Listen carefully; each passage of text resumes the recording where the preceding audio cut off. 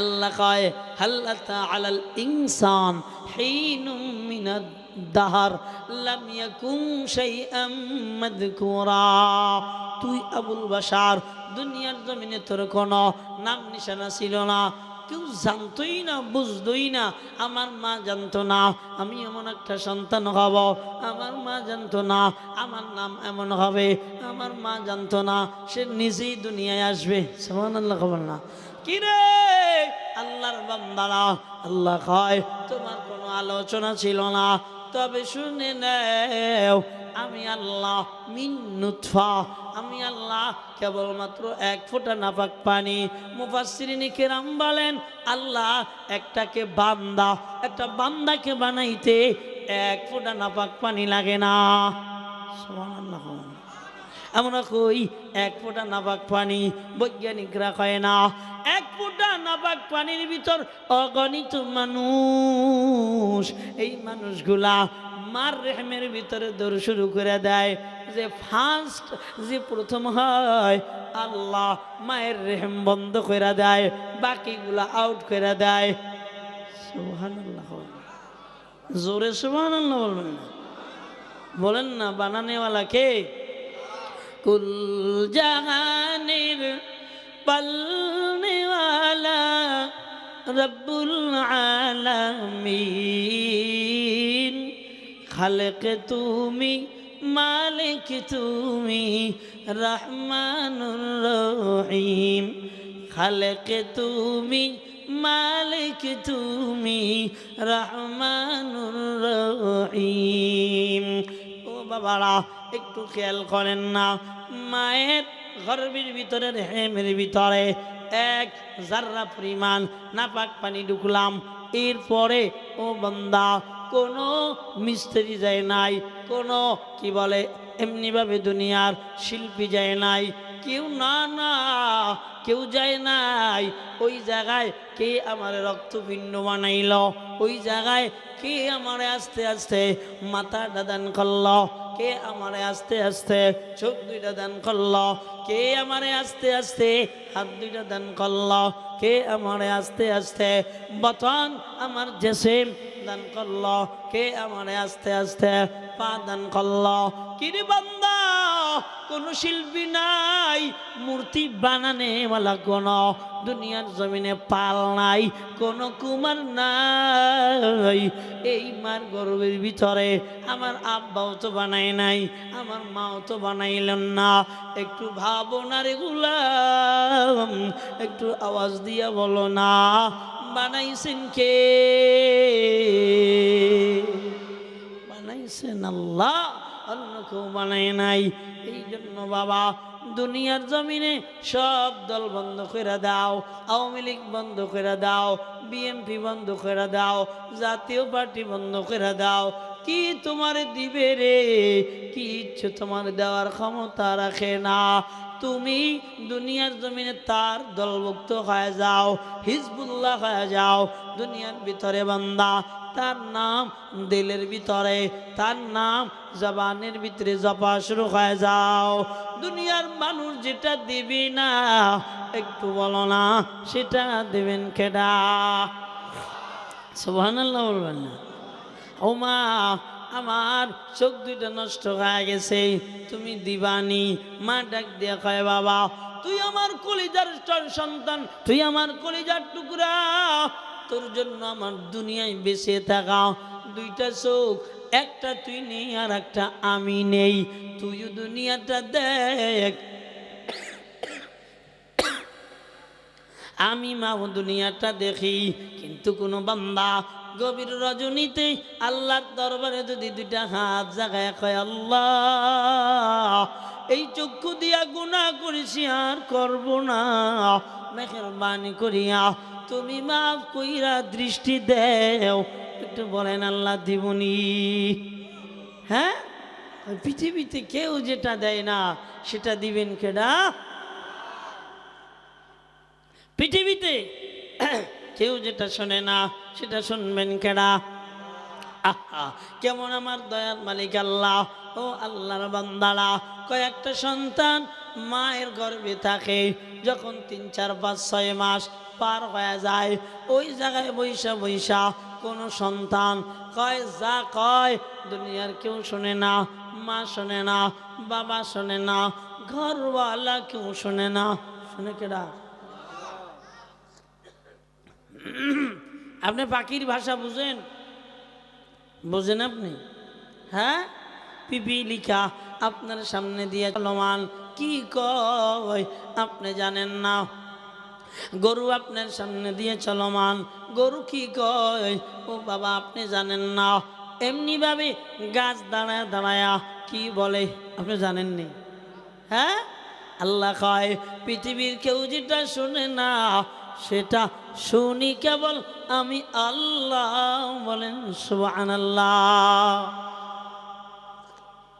এই জন্য দুনিয়ার জমিনে শুকরিয়া কার? আল্লাহ। আমরা এত সুন্দর সম্মানিত বান্দা, খুশি না বেজার? বলেন না আলহামদুলিল্লাহ। হ্যাঁ, এই শুকুর যখন শুরু করে দিবেন, আল্লাহ আপনার দিলে ফিকির দিয়ে দিবে। ফিকির যখন চলবে তো আপনি আল্লাহকে চিনা ফেলাবেন। বুঝেন নাই? আপনি আল্লাহকে চিনা ফেলাবেন।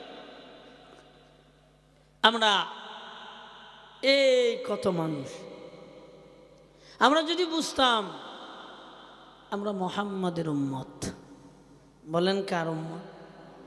মুহাম্মাদের। সুবহানাল্লাহ বলবেন।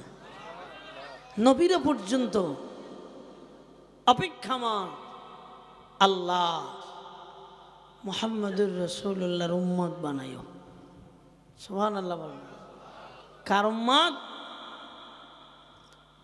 মুহাম্মাদুর রাসূলুল্লাহ সাল্লাল্লাহু আলাইহি ওয়া আলিহি ওয়াসাল্লামের উম্মত বানাই। ঈসা আলাইহিস সালাতু ওয়াস সালামকে আল্লাহ আসমানে নিয়ে গেছেন। কেন? আখিরি জামানার নবীর উম্মত বানায়া দুনিয়া থেকে শাহাদাতি মরণ নিয়ে দুনিয়া থেকে বিদায় হয়ে যাবে ঈসা আলাইহিস সালাতু ওয়াস সালাম। আমরা নবীর উম্মত। খালি নবীরে মনে পড়ে মিলাদের সময়, কথা কয় না? হ্যাঁ, খালি মনে পড়ে কোন সময়? হ্যাঁ, মিলাদের সময়। কিরে ভাই, আপনি ঘর বানাবেন, বাড়ি বানাবেন, সেই সময় খালি আপনি নবীরে মনে করবেন। আপনি কি মনে করলেন? আপনার আমার নবী, একটু চিল্লায়া বলবেন, দামি না অদামি? কম দামি না বেশি দামি?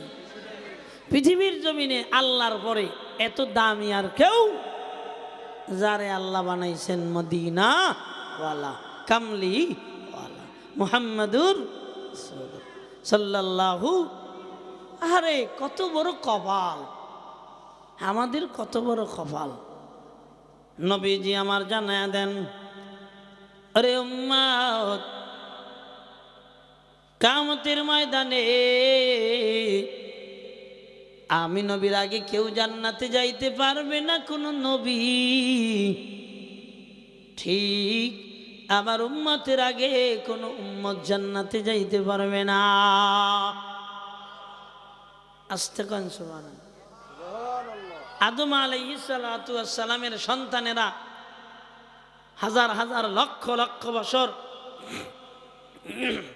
কবরের ভিতরে থাকবেন। আর উম্মতে মুহাম্মাদি শেষ যে বান্দা লা ইলাহা ইল্লাল্লাহ বলনেওয়ালা শেষ, তো কিয়ামত হয়ে যাবে। এমন তো অবস্থায় বান্দা কিয়ামতের ময়দানে উঠবে, হিসাব শুরু। সুবহানাল্লাহ।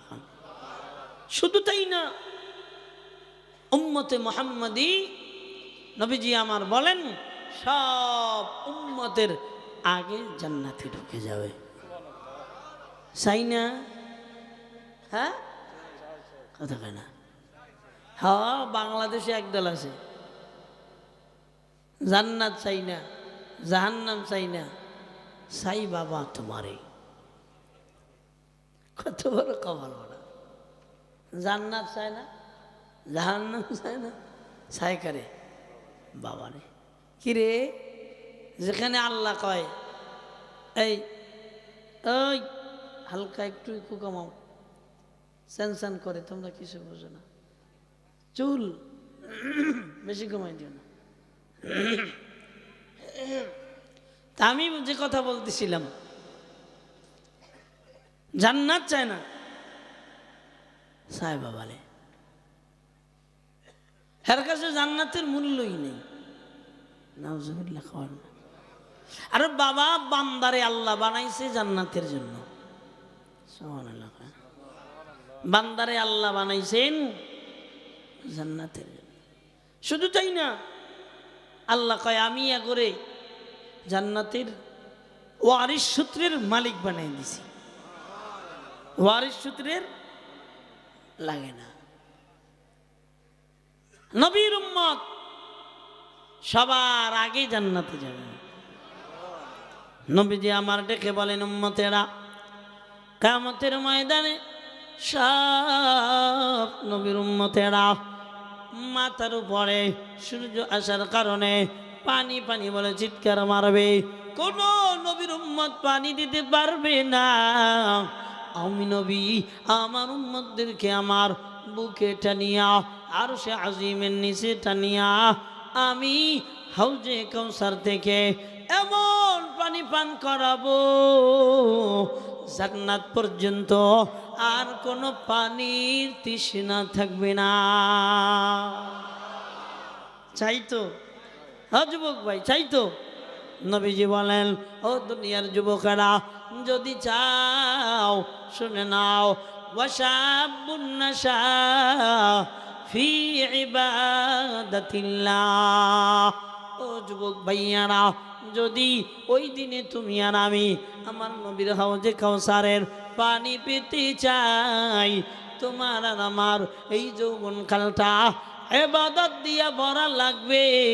রোনালদিন হোক আর মেসিন হোক আর দুনিয়াদার খেলোয়াড়, দুনিয়াদার নবেল নাটক করনেওয়ালা নায়ক যারা, এদের ভক্তগুলো হবে না। তোমার আর আমার জীবনটা আমল দিয়া সাজানো লাগবে। বলেন ঠিক কি না? এমনি না। নবীজি আমার বলেন, সাবাতু ইউদিল্লুহুমুল্লাহ ফি দিল্লিহি ইয়াউমা লা দিল্লা ইল্লা দিল্লাহ। নবীজি আমার বলেন, কিয়ামতের ময়দান, এই কিয়ামতের ময়দানে যখন আল্লাহর আরশে আজিম ছাড়া কোনো ছায়া থাকবে না। ও দুনিয়ার গোলামেরা শুনে নাও, নবীজি আমার বলেন, তখন আল্লাহ 7 শ্রেণী বান্দাদেরকে আল্লাহর আরশে আজিমের নিচে ছায়া দিয়া আল্লাহর জান্নাতের মালিক বানায় দিবে। এর ভিতরে একদল বান্দা থাকবেন ইমামুন আদেল। এই দুনিয়ায় যে ন্যায়পরায়ণ বাদশাহ, এই দুনিয়ায় আল্লাহর ভয় নিয়া আল্লাহর হুকুম অনুযায়ী বিচার ফায়সালা করেছেন। আমার নবী জানায় দেন, এই বান্দা হাউজে কাউসারের পানি পাবে, এই বান্দা আরশে আজিমের নিচে ছায়া পাবে। সুবহানাল্লাহ বলেন। ওয়াশাবুন নাশা ফি ইবাদাতিল্লাহ। জি যুবক, যৌবন বয়সে আল্লাহর ইবাদত কইরা জীবনটা কাটাইছে রে ভাই, নবী আমার বলেন, কেউ যখন ছায়া পাবে না, সে আল্লাহর আরশে আজিমের নিচে ছায়া পাবে।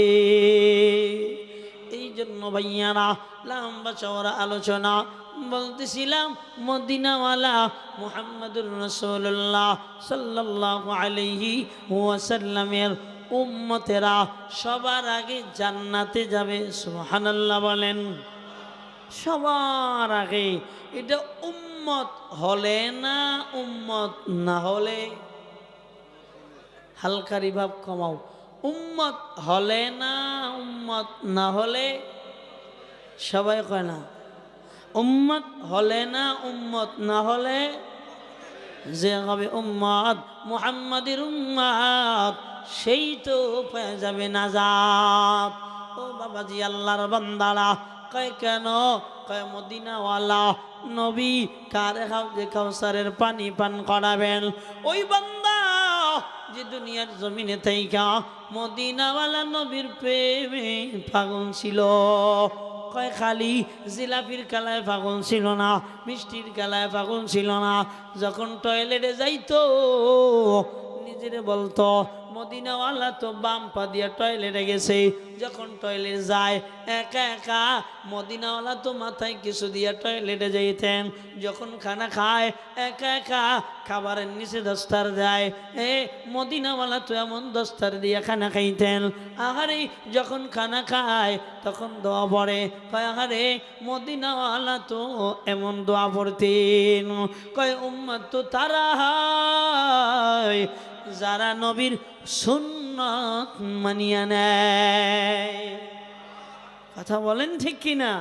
তোমার ভিতরে সুন্নত নাই, তুমি কইবা আমি আশিকে রসুল, তুই আশিকে শয়তান। কথা কন না? হ্যাঁ, তোমার ভিতরে সুন্নত নাই, তোমার মোহাব্বত নাই, তুমি আশিকে রসুল হইতে পারবা না, আশিকে শয়তান হইবারে। বাবা শুনো, কামলিওয়ালা মদিনাওয়ালা নবীর জন্য এত পাগল ছিল মানুষ, কেবলমাত্র মদিনার ভিতরে আওয়াজ কামলিওয়ালা মদিনাওয়ালা নবী আগমন করেছেন। কে আগমন করেছেন? নবীজি আগমন করেছেন। হযরত সালমান ফারসি রাদিয়াল্লাহু তাআলা আনহু বলেন, উম্মত আমার বাড়ি ইরান, আমি সত্যের সন্ধানে রওনা হইলাম, আমি শামে চইলা গেলাম। কোথায় সত্য পাওয়া যায়, অযুবক কোথায় গুনাহ পাওয়া যায়, এই জন্য তুমি আর আমি দৌড়াই। ও বিরুদ্ধ বাবা, কোথায় টিভি পাওয়া যায়, কোথায় হারাম পাওয়া যায়, এই জন্য তুমি আর আমি দৌড়াই রে বাবা। সালমান ফারসি রাদিয়াল্লাহু তাআলা 200-র বেশি জীবনে হায়াত পেয়েছেন। সালমান ফারসি বলেন, আমার বাবা সর্বোচ্চ একজন সর্দার ছিলেন। শুধু তাই না, আমার বাবা সর্বোচ্চ একজন মূর্তি পূজক ছিলেন। আমার কাছে ভালো লাগতো না, আমার কাছে কেমন যেন অসত্য মনে হইল। আমি বাড়ি থেকে পলায়ন করলাম। কোথায় আমি সত্য পাবো রে, কোথায় আমি আল্লাহ পাবো? আমি পলায়ন করলাম, শামে চলে আসলাম। শাম থেকে বেঈমানি করে আমাকে বিক্রয় করে দেয়। করেছে তো করেছে, মদিনায় এক মূর্তি পূজকের কাছে করেছে। শোনো, আমার মায়ার নবী যখন মদিনায় আগমন, আমি তখন গাছের উপরে, খেজুর গাছের উপরে, আমি তখন বান্দারা খেজুরের ডালগুলা চালতেছিলাম, খেজুর পাড়তেছিলাম।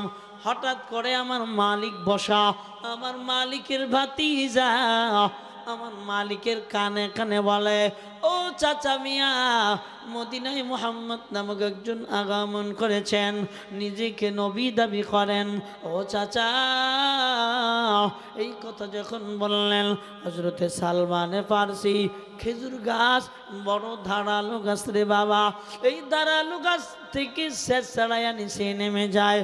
ডাক দিয়া কয়, ভাই কি বললা রে, আর একবার একটু বলো না, আমি আমার এই কথাগুলো, তোমার কথা শুনতে আমার মনে চায়। এমনি ভাবে মালিক একটা থাপ্পড় কষায়া দেয় মুখ বরাবর। ডাক দিয়া কয়, কিরে তোর গোলামের বেড়া, এর দিয়ে দরকার কি, তুই তোর কাজে লেগে যা। সালমান ফারসি বলেন, আমি কানের ভিতরে শুনেছি মুহাম্মাদের নাম। কানের ভিতরে কার নাম শুনছে? মুহাম্মাদের নাম। কয় ভালো লাগে না, থাপ্পড় খাইয়া আবার গাছে উঠে গেলাম। শোনো না, কেমন নবী পাইলাম রে উম্মত, একটু লক্ষ্য করো। সালমান ফারসি বলেন, আমি গোপনে আমার নবীর দরবারে হাজির হয়ে গেলাম। এত সুন্দর হকের চেহারা, কেননা আমার আল্লাহ কয়, বাশীরা ওয়া নাযীরা। ও আল্লাহর বান্দারা, আমার নবীর চেহারা দেখা হক এবং বাতিল দুনিয়ার জমিনে পার্থক্য নির্ণয় করা যেত রে বাবা। শোনো, সালমান বলেন, আমি মদিনাওয়ালার হাতে হাত রাইখা মুহাব্বতে কালেমা পইরা নিলাম, লা ইলাহা ইল্লাল্লাহু মুহাম্মাদুর রাসূলুল্লাহ। এরপর মাকে এক বেলার জন্য সন্তান খবর নেয় না। শুধু তাই না, ও আল্লাহর বান্দারা, কয় দুনিয়ার জমিনে নবীজি বলেন, এ উম্মত, এই দুনিয়ায় মারে বাবারে খাওয়াইবা, আল্লাহ সম্পদ বাড়ায় দিবে। মারে বাবারে খাওয়াইবা না, আল্লাহ তোমার সম্পদ ছিনিয়ে নিয়ে যাবে।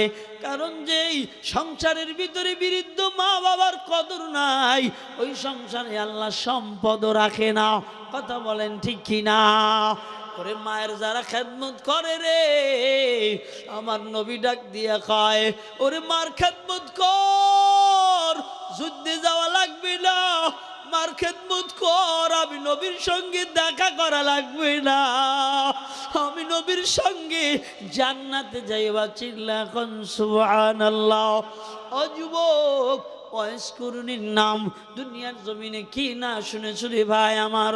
ওয়াইসকরণী এমন একজন বান্দা, দুনিয়ায় নবীকে দেখে নাই, এমন একজন তাবি। কয় ইচ্ছা করলেই নবীকে দেখতে পাইতো, ইচ্ছা করলেই তো ওই কারণ থেকে আমার নবীকে এসে দেখা হাত ধইরা কালেমা পইরা মুসলমান হইয়া নবীর এক নজর দেখতে পারত। নবীরে না দেখা একটা খত পাঠাইছে, একটা চিঠি পাঠাইছে। ও নবী আমার, আমার মা বড় বৃদ্ধ, আমি যদি আসি আমার মার বড় কষ্ট হবে। আমি আপনার উপর ঈমান এনেছি রে নবী আমার, আপনি আমাকে ক্ষমা করে দিবেন। নবী, আমি আমার মার খেদমতে বেকুল। আরে আমার নবী তো উত্তর দিয়েছে, ও আয়েশ রে, আমি নবীর দরবারে আসা লাগবে না। তুই মার দোয়া এত বড় হয়েছ, আমার আল্লাহ তুই যে দোয়া করো সব কবুল করে নেয়। এই জন্য আমার নবী হজরতে ওমরকে রেখে বলতেন, ওমর, ওই করণ থেকে একজন বান্দা আসবে যার নাম ওয়াইসকরণী। এমন একজন বান্দা আগমন করবে, এই বান্দার গায়ে এক ধরনের এই রোগ থাকবে। শোন রে, এই বান্দা আমার দেখে নাই, তবে আমার বড় পাগল ছিল। শুধু আমার পাগল না, ওর মার এত বড় পাগল, আমি নবীর সঙ্গে দেখা করে নাই। ওমর কত বড় দামি বান্দা। নবী বলেন, আমার পরে যদি কেউ দুনিয়ায় নবী হইতেন, আল্লাহ ওমরকে নবী বানাইতেন। সুবহানাল্লাহ বলেন। ওই ওমরকে ডাক দিয়ে কয়, ওমর, ওয়াইসকরণী যখন আসবে তখন তুমি দোয়া নিবা। ওয়াইসকরণী দোয়া করতে দেরি রে, আমার আল্লাহ কবুল করতে দেরি করবেন না। ওই দিকে তাকা রইছে, যে কাফেলা আসে জিজ্ঞাসা করে, আপনাদের ভিতরে ওয়াইসকরণী আসেনি? কয় না। আসেনি? কয় না। দীর্ঘ 7-8 বছর চলে যায় হযরত ওমরের জীবন দিয়া। হঠাৎ করে একটা কাফেলার আগমন, ওই কাফেলার ভিতরে জিজ্ঞাসা, কয় হ্যাঁ আমি ওয়াইসকরণী। ডাক দিয়া কয়, আপনার একটা রোগ আছিল নি? কয় হ্যাঁ আমার একটা রোগ আছিল। আপনার একজন বৃদ্ধা মা ছিল নি? কয় হ্যাঁ আমার একজন বৃদ্ধা মা ছিল। হযরত ওমর ডাক দিয়া কয়, ওয়াইস রে, আপনি এত ভাগ্যবান, আপনার মার দোয়ায় আপনি এত দামি হয়েছেন। আল্লাহর কাছে আপনি যে দোয়া করেন রে, আমার আল্লাহ কবুল করে নেয়। বলেন না সুবহানাল্লাহ। কে কে তৈয়ার দুটো হাত আল্লাহরে দেখা দেয়? নেব তো ইনশাআল্লাহ। জাগো মা না, এরাও হাত জাগান। নেবে তো মার দোয়া ইনশাআল্লাহ। কবরের কাছে যাইয়া সূরা মুলক তেলাওয়াত করবেন, বারবার কান্নাকাটি করবেন, দোয়া করবেন, মা দোয়া করবে। আর যুবক যারা আব্বা মা আছে, খেদমতের মাধ্যমে দোয়া নেব। আল্লাহ আমাদের তৌফিক দান করেন, আমিন বল।